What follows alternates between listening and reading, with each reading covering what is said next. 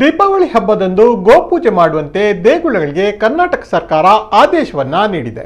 November 5ರ ಬಲಿಪಾಡ್ಯಮಿಯಂದು ಪೂಜೆ ಸಲ್ಲಿಸಲು ಆದೇಶವನ್ನ ಹೊರಡಿಸಲಾಗಿದೆ. ಸಂಜೆ 5:30ರಿಂದ 6:30 ವೇಳೆಯಲ್ಲಿ ಪೂಜೆಗೆ ಸೂಚನೆಯನ್ನ ನೀಡಲಾಗಿದೆ. ಬಲಿಪಾಡ್ಯಮಿ ದಿನದಂದು ಇಲಾಖೆಯ ದೇವಾಲಯಗಳಲ್ಲಿ ಗೋಮಾತೆಗೆ ಪೂಜೆ ಸಲ್ಲಿಸಲು ಹಿಂದೂ ಧಾರ್ಮಿಕ ಧರ್ಮದಾಯ ದತ್ತಿಗಳ ಇಲಾಖೆಯಿಂದ ಆದೇಶವನ್ನ ನೀಡಲಾಗಿದೆ.